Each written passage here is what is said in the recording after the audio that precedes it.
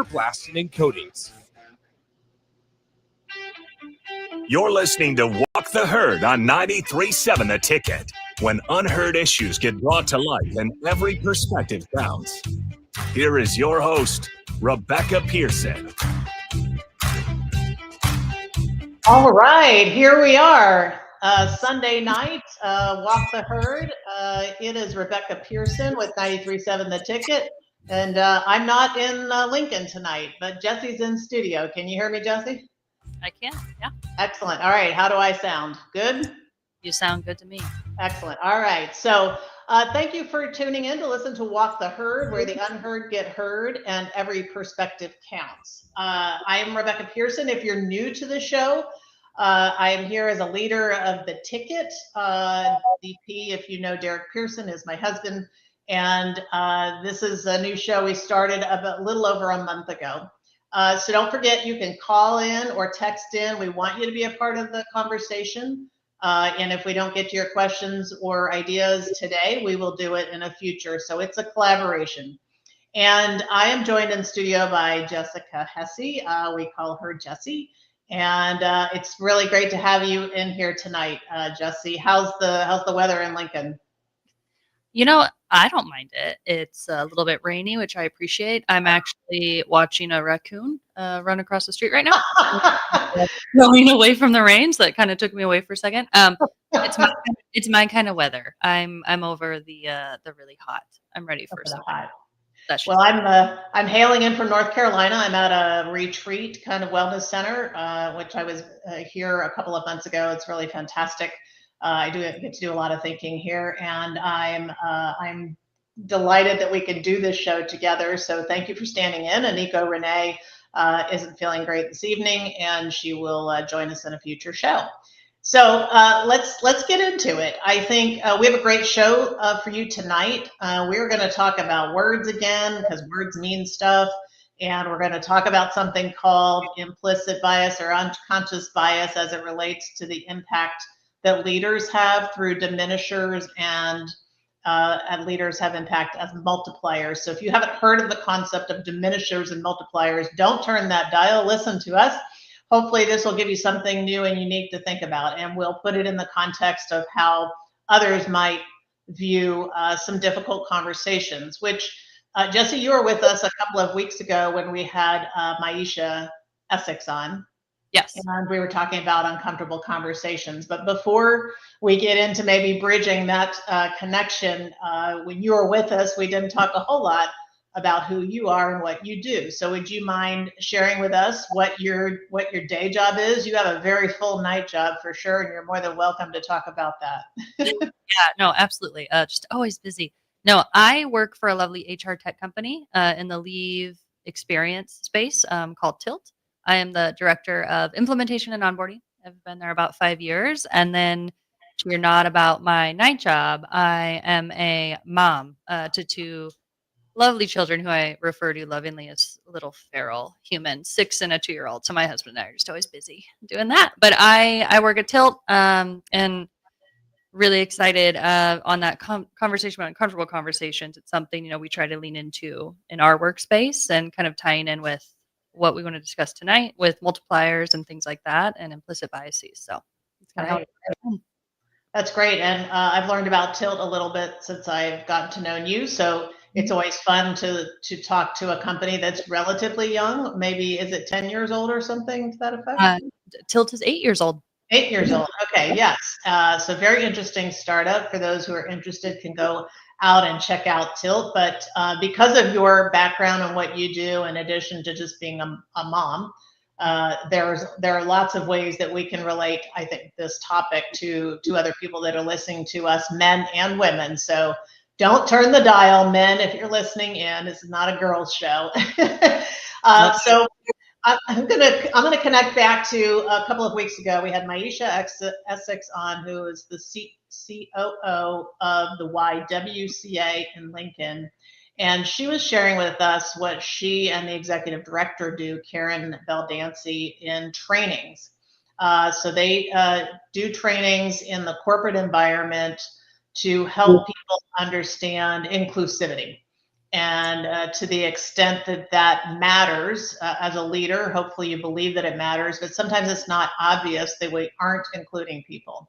And one of the things that she wanted to talk about was that those conversations are often uncomfortable. People are uncomfortable being uncomfortable, which is, a funny thing to say. And yet we kind of know what we mean by that.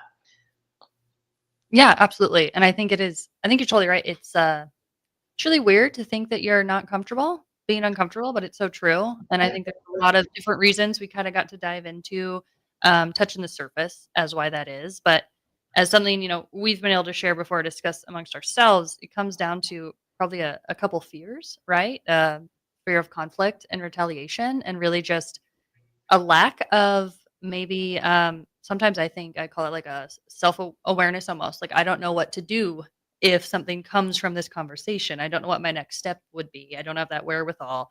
And so I just don't have the conversation at all. Because again, fear of the unknown or an unknown response.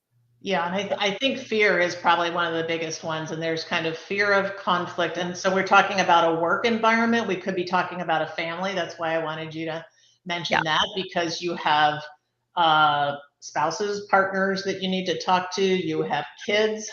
And in the work environment, in addition to just you have people you have to work with every day, and you just kind of want to get along and not be creating conflict and drama most of the time, but you also have the hierarchy that is very easily understood in a work environment.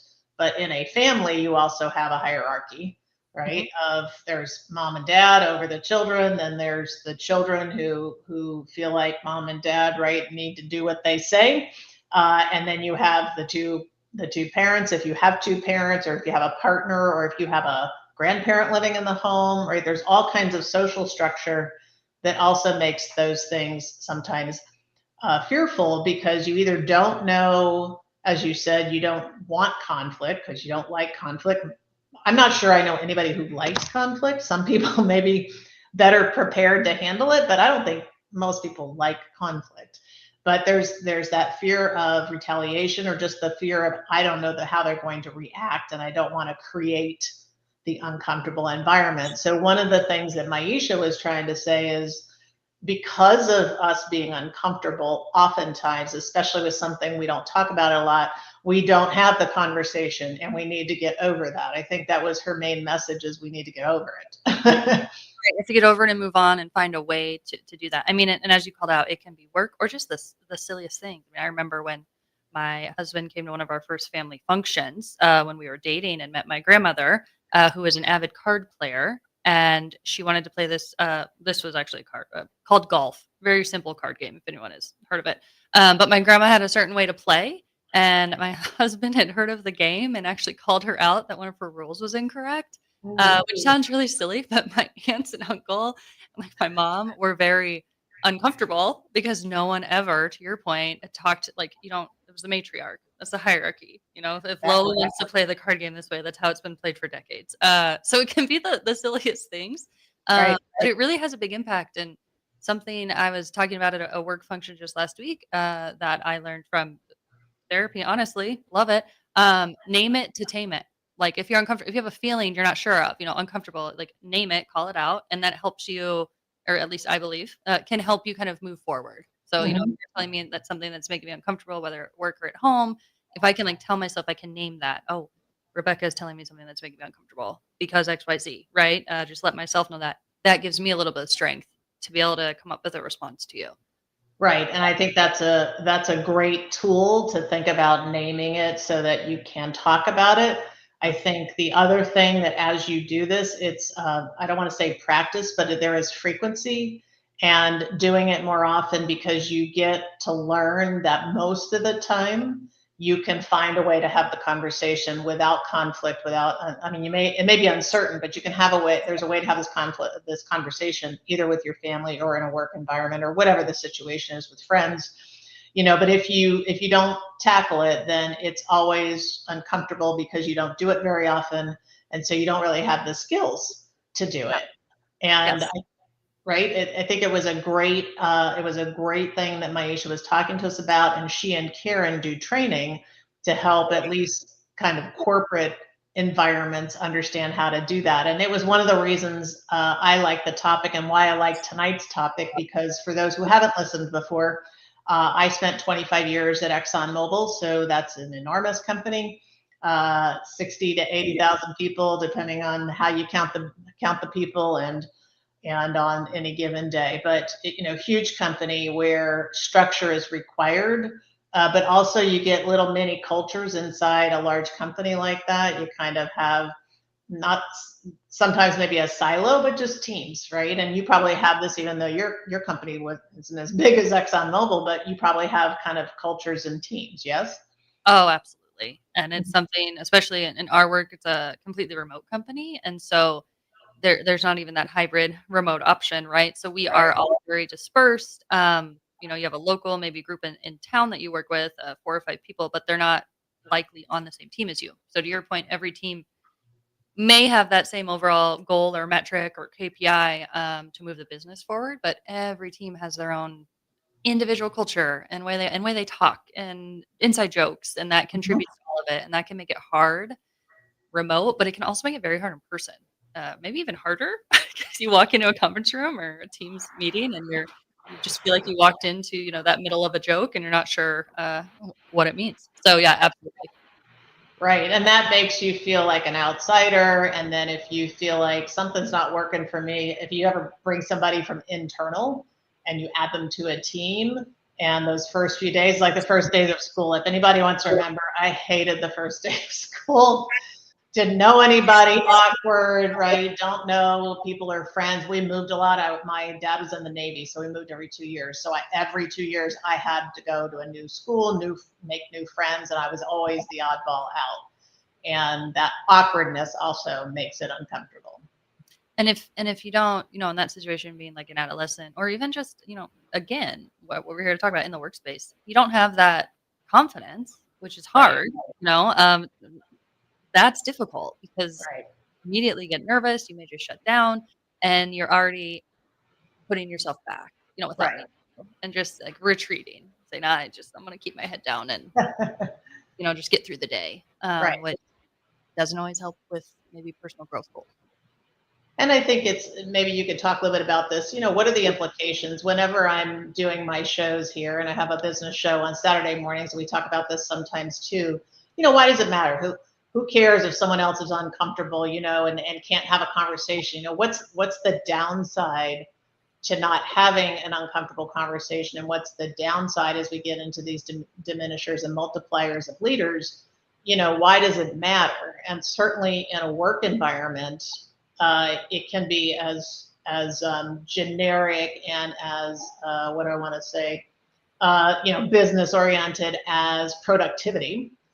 People aren't potentially as productive, but also when you're thinking about retention of employees, if people don't like the culture or the leaders because of something they're doing that could be managed, let's say, you lose people, right? And it costs money to hire and train, and who wants to lose people, from something like that? And then you've got your family dynamic that I think most parents and would want harmony. I think most kids want harmony. I mean, what's your view? Those are some of the things I'm thinking of.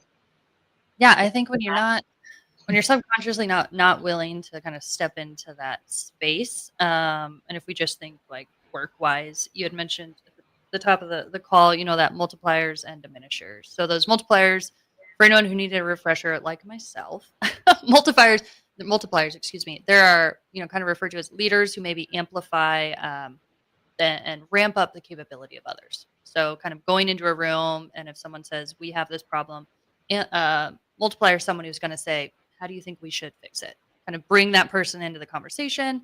Whereas the diminisher is going to be the individual who comes into a room, is told we have a problem, and they immediately step in to fix it. Which now, at the offset, not a bad thing. I've been that person before, admittedly, wanting to fix it. But what that does is it can cause your teammates, again, in the work setting, to maybe feel undervalued, or like, oh, Jessica's just going to come and fix it. I'm either not going to share my idea, or I'm just going to step aside. And that, to your point a moment ago, can lead to people not feeling included, not being motivated, not feeling like they fit the culture, and then they just retreat. So you get someone who's not maybe living to their full potential work wise. Possibly they're in a situation that could be better managed, to your point. So maybe that diminisher doesn't have the best idea, but someone's not comfortable to step in and offer their solution. So maybe the team then is overworking because they're not working, efficiently. So that leads to burnout, which then, to your point, leads to people leaving, which is never good for a business. Right. For the reasons you called, and just the plain old that sucks. No company wants to be known for having the constant turnover, because that just signifies to applicants that, well, something's wrong here, and Right. the culture. So, that's the thing that kind of immediately comes to mind for me. And when I did do a refresher on the diminishers, kind of how that all tied in there. Yeah, and you also can those diminishers, and we'll cover this now. We'll get into what they actually are, but they can squash innovation. I think one of the things that I learned in the ExxonMobil world when we were training on this, and that's really why I wanted to bring this back to my corporate life, was when we decided. So, first of all, the most uncomfortable thing we had was we did a culture survey, and it wasn't good. And if anybody out there has ever worked for a reasonably large company, that you can have pockets of that, you can have a whole division maybe of that, and the only place to look at that level is the leaders, right? The leaders set the tone and you have to own it. So it's no fun to do a survey of your employees and have them tell you you're really not good, right? Especially if you're in an organization and ExxonMobil is very much this way of developing its leaders, really thriving and proud to have really good people. And yet we started to get this feedback from our large employee population that this culture wasn't very good. And we're looking around, you take it very personally. Are you like, no, well, that can't be my team, right? Let me see my team's results. So I'm just going to share with you kind of all the baggage that comes with something like this. So me included, I'm like, well, it couldn't possibly be my team. Guess what it was? And I think I'm a good manager, right? So, and I had many, many colleagues in this same boat. And you couldn't do that. You couldn't point at the other one and say, well, it's them and they're dragging the scores down. And at the end of the day, the leaders got together and said, we care about this. We don't want this to keep going. So what do we have to do?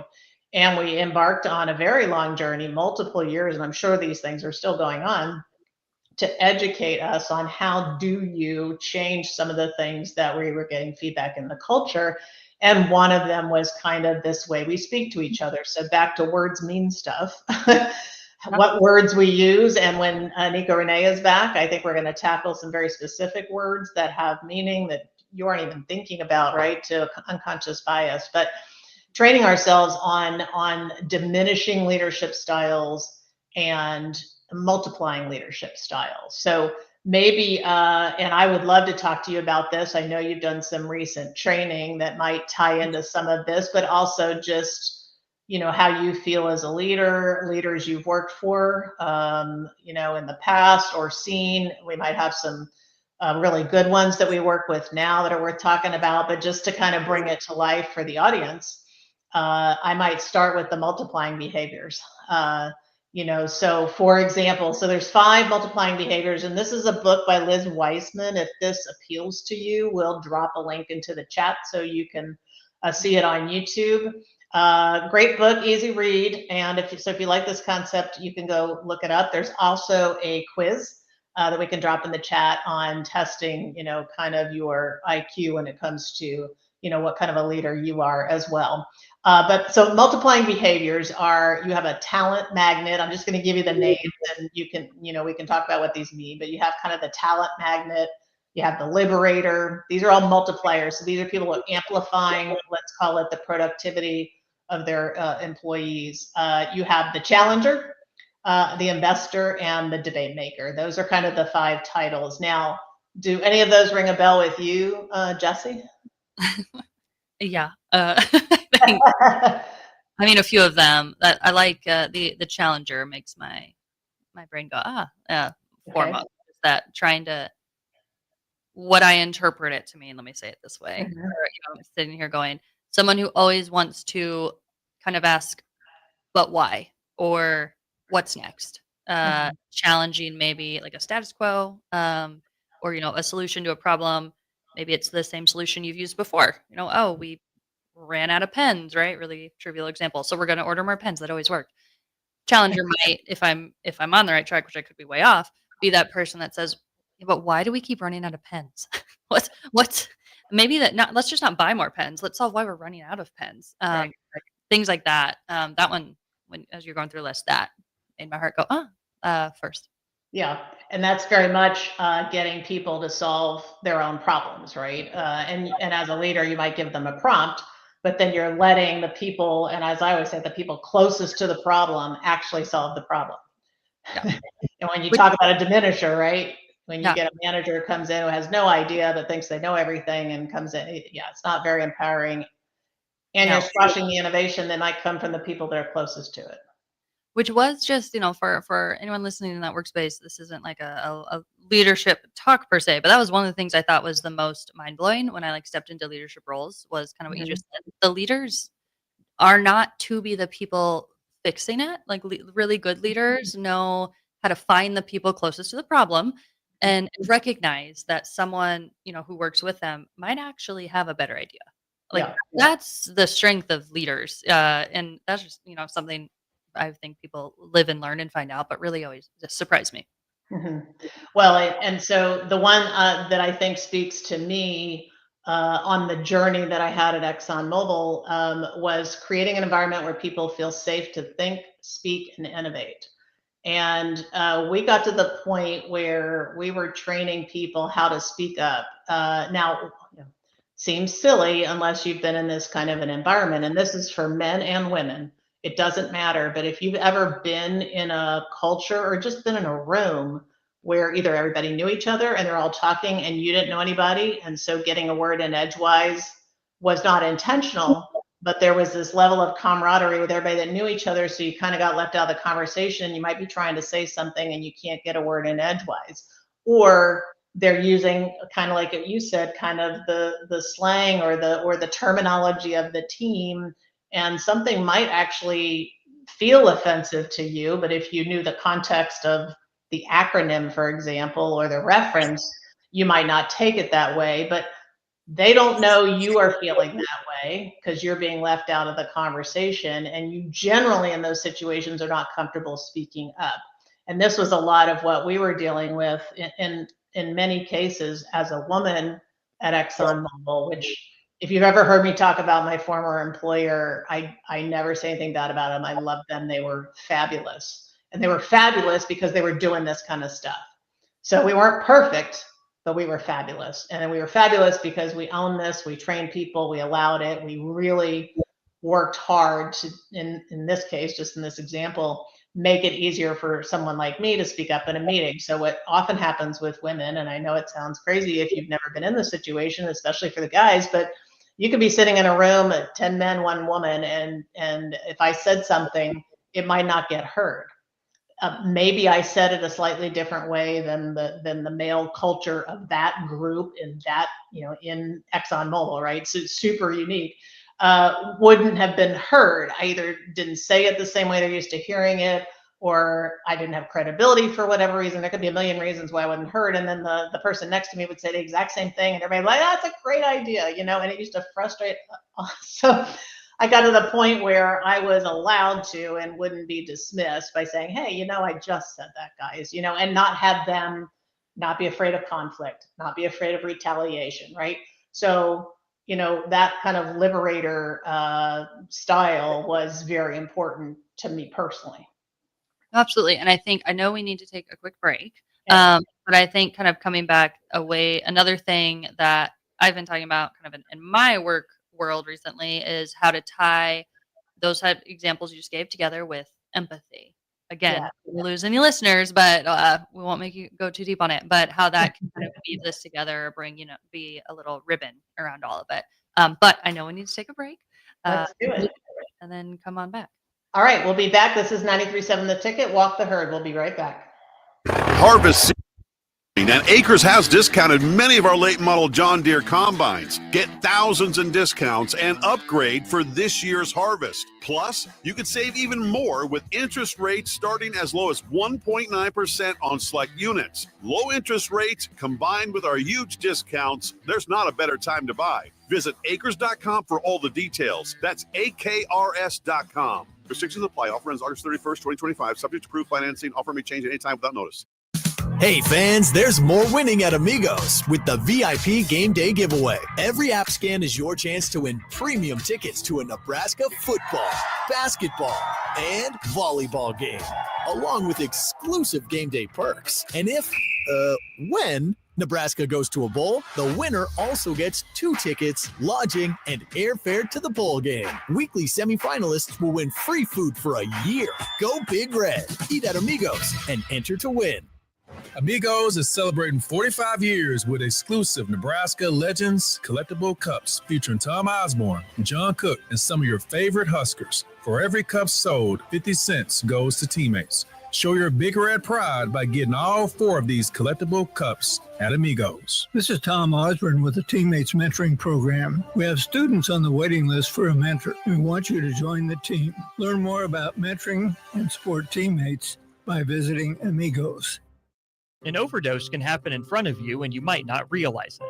Blue lips, slowed breathing, pinpoint pupils, choking sounds, unresponsive to touch or sounds.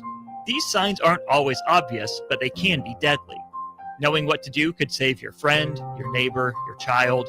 Learn more by visiting myhealthymind.crediblemmind.com so you can be ready before it happens. This message is funded in part by the CDC OD2A grant.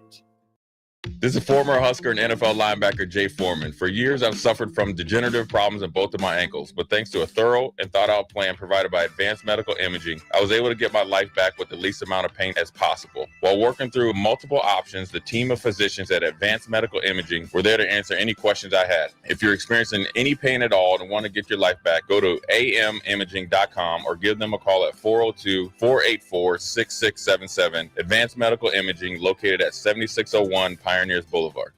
At Parkview Animal Hospital in Lincoln, it's not just their professional care that sets them apart, but their warm staff and state-of-the-art facilities. Whether it's for a routine checkup or a comprehensive medical procedure, at Parkview, your pet isn't just another number, but a valued member of their caring family. Visit them at pahlincoln.com today and in person just south of 14th and Pine Lake Road. Parkview Animal Hospital, your pet, their passion for happier, healthier, furry friends.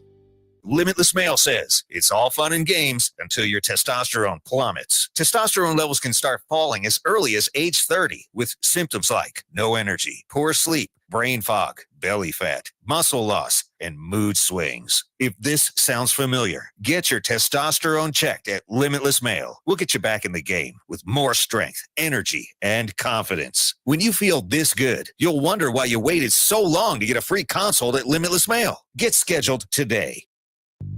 I'm Karen Carr. I've been a realtor for 31 years. When I made a company change 12 years ago, I chose Lincoln First Realty, now NP Dodge. It's the oldest independently owned realty company in the country.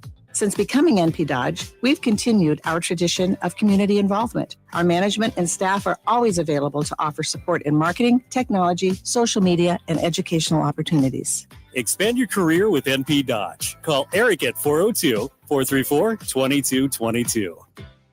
Are you looking to upgrade or improve the garage door on your home? This is Cameron Hall of Doors Plus. At Doors Plus, we guarantee to offer a wide selection of options from 5 leading garage door manufacturers as we deliver a free estimate, exact measurements, and rapid installation with a 3 to 5 week time frame. When you choose Doors Plus for your residential garage door needs, you'll work with our experienced technicians and be ensured that your new door seamlessly complements your home. Give us a call at 402-590-5800 or visit us online at DoorsPlusLLC.com. Doors Plus, garage doors and more. What's better than supporting your favorite radio station and eating delicious Nebraska-made products? Smoking Gun Jerky of Nebraska wants to highlight you, the listener on the 93.7 The Ticket Wall of Fame at the store. Stop by the store at 48th and R in Lincoln and see their huge variety of small batch gourmet jerky. Or if you're not in the area and want to try some, go to smokinggunjerky.com and enter code EARLY for 10% off your purchase. It's the ultimate low-calorie, high-protein snack at Smoking Gun Jerky of Nebraska. With UBT, you've got total control over your money. Like Doug, who runs his game day tailgate like a well-oiled machine. I got burgers, brats, chicken, dogs, plus all the fixins. And with the UBT Go app, I can track my food spending from anywhere. Pro move. They don't call me Grill Sergeant for nothing. No matter your goals, UBT helps you feel good about reaching them. Union Bank and Trust. Member FDIC. Harvest season is coming, and Acres has discounted many of our late model John Deere combines. Get thousands in discounts and upgrade for this year's harvest. Plus, you can save even more with interest rates starting as low as 1.9% on select units. Low interest rates combined with our huge discounts, there's not a better time to buy. Visit acres.com for all the details. That's AKRS.com. Restrictions apply. Offer ends August 31st, 2025. Subject to approved financing. Offer may change at any time without notice. You're listening to Walk the Herd on 93.7 The Ticket. Here is your host, Rebecca Pearson.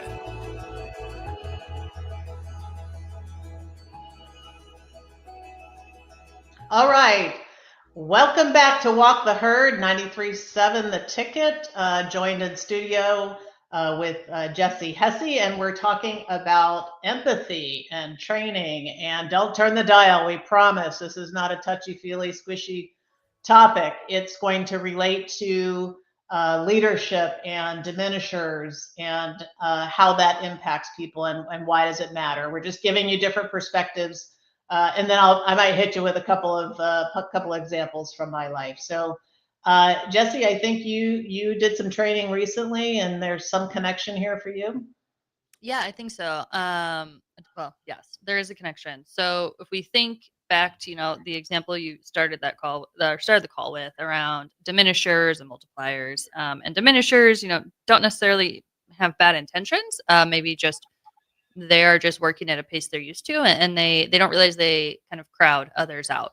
And multipliers typically are those folks and those leaders who are going to slow down, be curious, and ask others questions, and they show empathy. And empathy, recently led a session on this at my job, really is the heartbeat of any culture. And so if you're wondering, okay, empathy, like what is it? Define it. Maybe you're just not sure. I think it's important to kind of signify empathy is, without reading from the dictionary, putting yourself in someone else's shoes, kind of understanding their perspective.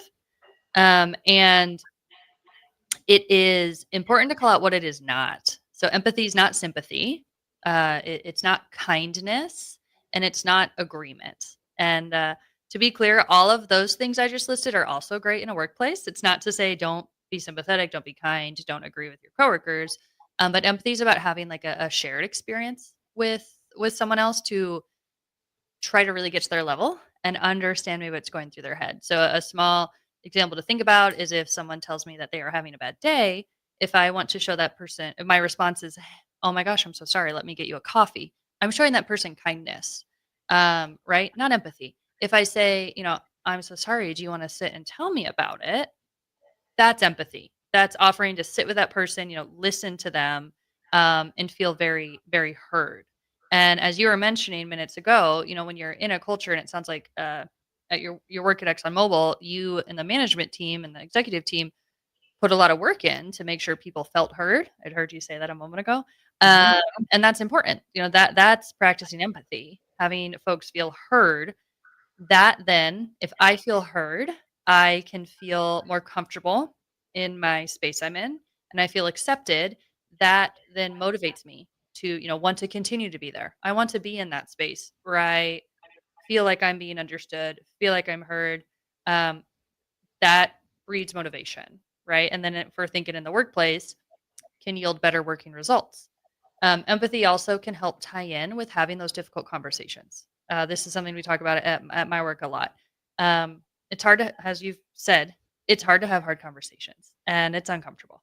And so leaning into a conversation with a coworker, a friend, with empathy before coming to any conclusion of your own or judgment, maybe about what they're talking about, is making a commitment to yourself that you're going to, again, try to really put yourself in that person's shoes or to try to better understand their perspective before coming to some sort of conclusion or judgment about it. So if you think a quick work example I'll give is if you have an employee who makes a mistake, maybe a smaller egregious, before coming to a conclusion or judgment of they really don't know what they're doing, maybe they're not the right person for this job, taking a pause to practice empathy, to maybe say, hey, can you walk me through your decision making process, or do you want to talk about maybe what was going on with the rest of your day, that caused you, if we go to our trivial pen example, to order 10,000 pens, something like that. So empathy, important for workplace culture, but can also be a tool in the toolbox to lean into all of these things you're talking about and we're talking about, of how to have that uncomfortable conversation, how to be a change maker in your workplace culture, and stand out as a multiplier rather than a diminisher. Yeah, the great example, and maybe to build on that, in the corporate environment I was in, after we had done this culture survey and gotten feedback, so we're having this conversation about why did we even start tackling training management and training employees, because you don't just train the management, you need to train the employees how to have the conversation back. Was driven by a culture survey. But the other thing that was going on at the same time, and I think this would appeal to everybody listening, was around innovation. So when you're large like that, right, tens of thousands of employees, you're not very nimble. And the need to innovate in a kind of, I mean, this is the oil industry, so now I can say, right, you think of it as old, stodgy, not particularly cool, compared to Tilt, which is an 8-year-old company, leave policies, software, you got all kinds of cool stuff going on, but you also have a brand new culture. So if you have one that's over 100 years old versus one that's 8 years old, things happen. So we were very keen, especially in my consumer facing part of the company, very keen to make sure that we were innovating. And we felt like because of the behemoth, the mothership that we worked with, we maybe weren't having that. And that makes me want to talk about one of the diminishing behaviors of leaders that probably most people listening can relate to, because in somewhere in their life, they've known someone that was the micromanager / control freak. It is a common one to refer to. And that is, who it is. I'm saying it, so you probably, somebody jumped to your mind, but if it didn't, it's really the person that takes over the tasks and does the work, and the impact of doing that can stifle the initiative, but it also squashes any kind of desire for someone to try to do something different. They might have made a mistake, and so the manager is like, oh, you don't know how to do the job, instead of the empathy of understanding why that happened, right? And then when you have people who are very expert and you have somebody more junior doing something, it's hard to control yourself to not come in and do the work. And if you're under pressure and you don't have time, you're just like, get out of the way, I need to get it done. But what you don't understand, and this can be me, so I'm going to say that this has been me. It's probably still me. All right, Jake, you're not allowed to laugh. You are allowed to laugh, of course, but it doesn't feel very good. And okay, so what happens? People don't feel empowered. They don't feel like they can bring their ideas to the table. And you do not want to squash innovation, no matter which company you work for, because that's where the new ideas come. That's where the growth is coming from. So that's just kind of an example to pull it all together of what you're saying, and very specific examples that I lived in, and I'm sure we're living in them at the station as well.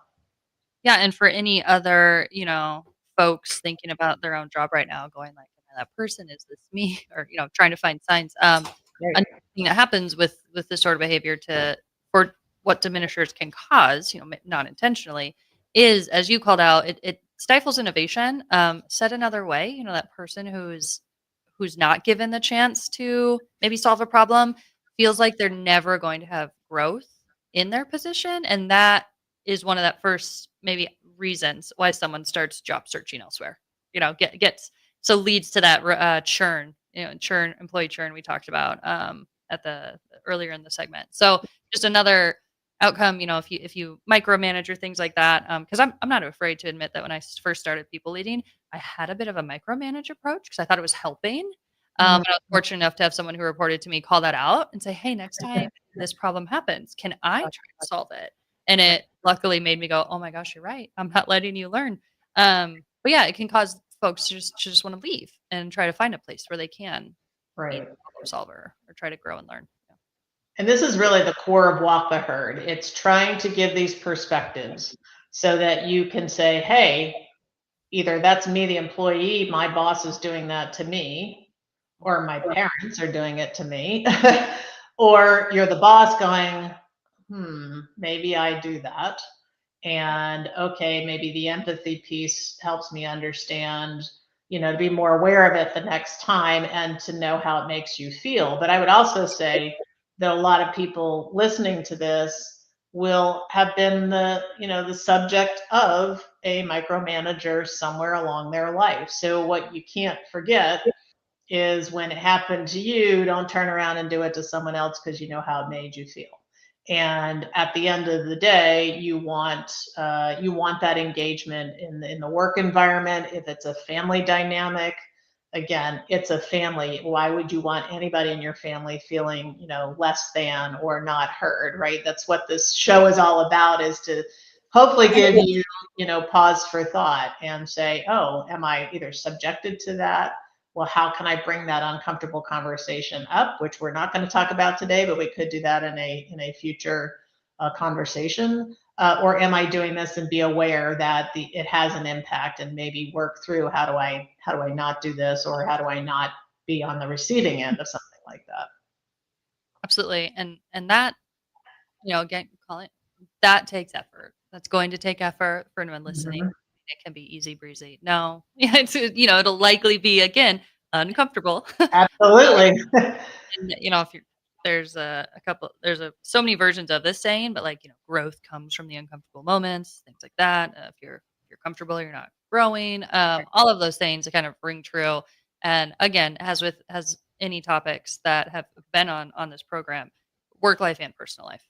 And so it really is, again, kind of understanding that you're uncomfortable with uncomfortable things and figuring out what tools to put in your toolkit, like learning more about empathy, like trying to understand your own business and professional style, multiplier, diminisher, and just deciding where you want to land. Because again, I think we should be clear, if you're a diminisher, right? Yes, it doesn't mean you're a bad person. So that happening, typically not intentionally, just maybe a lack of awareness. And so it takes effort to lean inward and learn these things about yourself and try to address them. So if only it was, like a flick of a switch, but it takes. Right. Well, that's a great place for us to take a break. Great thoughts from Jesse Hussey. We are Walk the Herd, 93.7 The Ticket. We'll take a break and we'll be right back. At Valentino's, we're on a mission for tradition. On every slice, for every bite. Golden baked crust, cooked to perfection every time. Savory sweet sauce that's made from our own secret recipe. Loaded with the perfect amount of fresh toppings and melty mozzarella cheese. It's the tradition that Nebraskans have come to love. From game day to every day. Valentino's. Taste the tradition. Give your furnace a break with the help of Heartland of Nebraska Windows. Heartland of Nebraska Windows offers a free estimate, full window replacements, all vinyl triple pane windows, and a lifetime warranty of everything, while still keeping their prices affordable. Sounds too good to be true, right? Heartland of Nebraska Windows is locally and family owned with their own team of installers. Give the window experts at Heartland of Nebraska Windows a call today at 402-430-3852 or visit them online at heartlandofnebraskawindows.com. Elevate your home or business with the help of Heartland of Nebraska Windows today. A1 Automotive's second location is now open at 5110 State Hill Drive, just off of Yankee Hill Road. The new location continues to specialize in all makes and models and provides personalized service as they have for 15 years. With the school year here, A1 Automotive reminds you that college students get 10% off any service, and they offer free tire repair with a valid college ID. Schedule your appointment today at a1autolincoln.com and visit their new location in South Lincoln at 5110 State Hill Drive or downtown at 11th and L. Have you been injured in an accident and don't know where to turn? You need an attorney you can trust to handle your case with professionalism and compassion. The attorneys at Liberty Law Group understand that a call to an attorney is a call for help. If you've been injured, we want to help you. Liberty Law's experienced attorneys are committed to the pursuit of justice for those injured. Call Liberty Law and find out how we can help you get the compensation you deserve. Call 877-42-LIBERTY. Call the trial attorneys you can trust. 877-42-LIBERTY. Schweizo Construction is now hiring for skilled craftsmen, steel erectors, concrete workers, and general laborers. Schweizo Construction offers great benefits like premium wages, health and dental insurance, paid holidays and vacation, 401k with company match, life insurance, and disability insurance. They pride themselves on a legacy of 40 years built on integrity and trust. Joining their team means becoming part of a family that values hard work, dedication, and mutual respect. Apply today at schweizo.com. That's schwisow.com. Since 1983, Fast Mike's Rollouts has been a trusted and reliable company in Lincoln and the surrounding areas. Fast Mike's handles all sides of construction projects, home renovations, or big cleanouts. With the perfect size dumpster to fit your needs, Fast Mike's Rollouts will haul it all. With same-day delivery in Lincoln, affordable rates, and top-notch service, Fast Mike's Rollouts make cleanup quick and easy. Call now at 402-450-6828 or visit us online at fastmikesrolloffs.com. Book your dumpster today. Fast Mike's Rolloffs, cleanup made simple. Are you looking for an exciting new way to put your skills to work? Explore new career options in the fintech industry at Currency, a Sandhills global company. We offer full-time positions in financial sales, compliance, operations, and other fields. We also offer a 4.5-day work week, an attractive benefits package, and opportunities for advancement. Put your motivation to work and grow with us at Currency. Visit gocurrency.com/careers to learn more. Breaking here at the news desk. When you stack Allo Internet, DirecTV, and mobile, you can lock in your price for 2 years. Sources are confirming that when you stack Allo Internet, DirecTV, and mobile, your monthly price drops and you're locked in for 2 years. That's fiber fast internet, premium streaming TV, and reliable nationwide mobile coverage. And this just in, you must switch by Labor Day to secure that locked-in pricing for 2 years. Switch, stack, and save at allofiber.com/stack. You're listening to Walk the Herd on 93.7 The Ticket. Here is your host, Rebecca Pearson.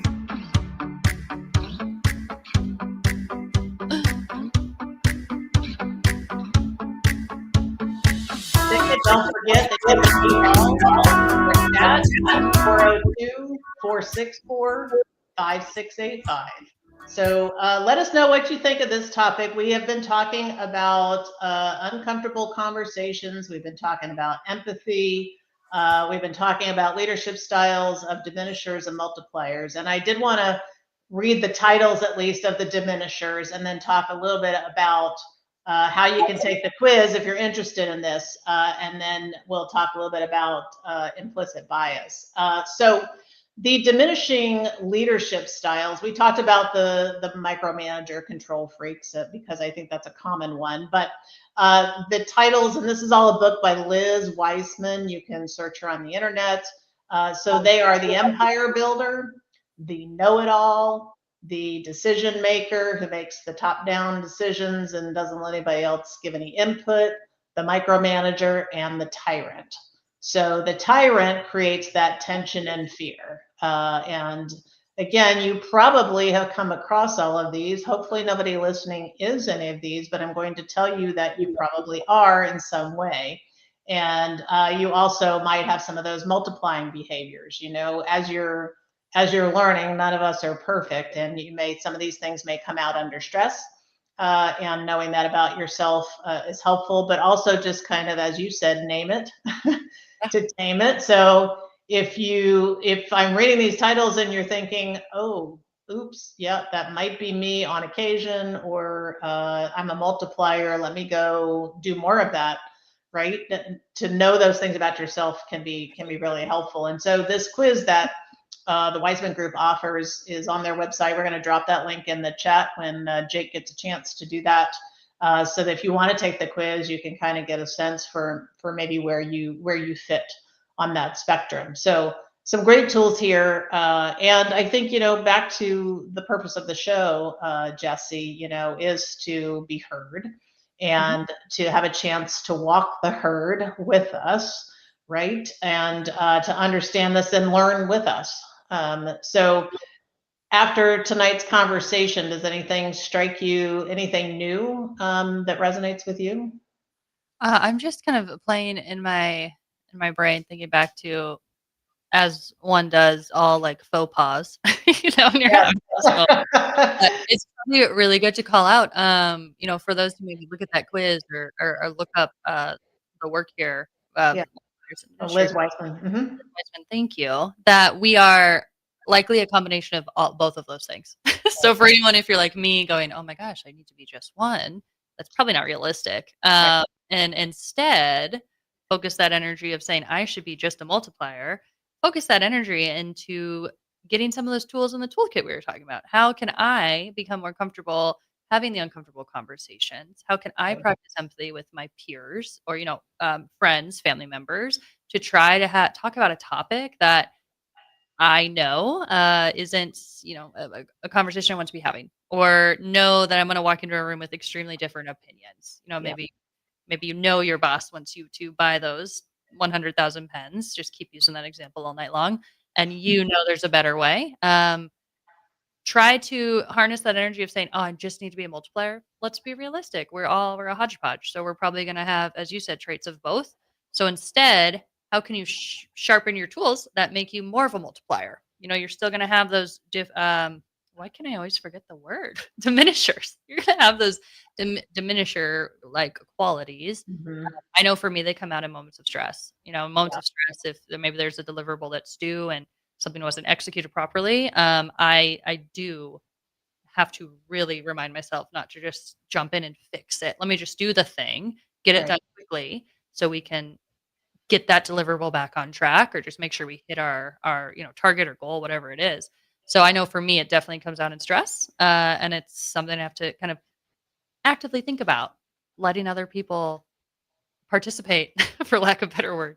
Right. Well, and again, we could have a whole show, and maybe we will, on how to handle those, right? One of the things you can do in that environment is say, I would really like to let you work this out. Unfortunately, currently, we don't have the time to do that. So I'm going to have to do this, but it's not because I don't value you, right? Or some context. I learned in my career that context helped a lot if you had to do something that, maybe wasn't your preferred way of doing things. So that's an idea. I know we're going to have to wrap up. Goodness, the whole hour goes by so fast. I did want to just tease for the future that there is something called unconscious bias or implicit bias. And in my experience, a lot of the diminishing behaviors can be attributed to some kind of implicit or unconscious bias.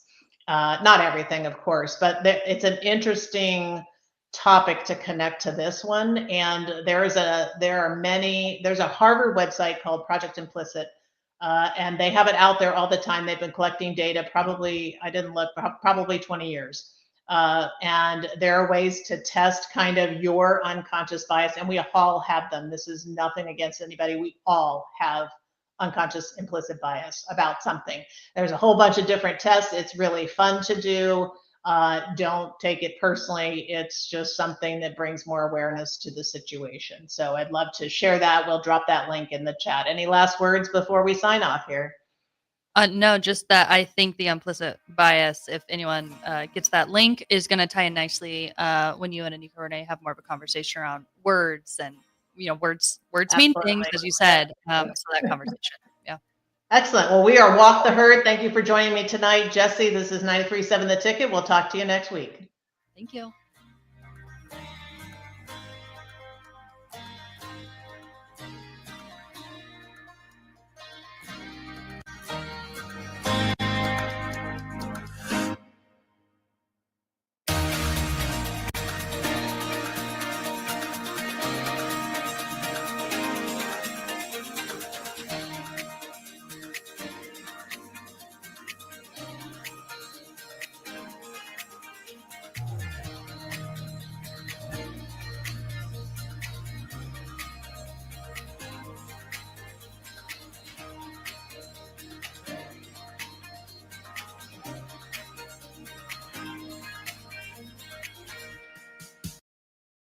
Bring new life to metal treasures with Kaiser Blasting and Coatings. From railings and fences to outdoor furniture and unique antiques, their expert team removes years of rust and weathering, then finishes each piece with a lasting powder coat. Trusted by industries across the region, now local homeowners and businesses can experience the same professional care. Visit KaiserBlasting.com or call 402-421-3559 to request your quote. Restore, protect, and make your metal shine like never before with the help of Kaiser Blasting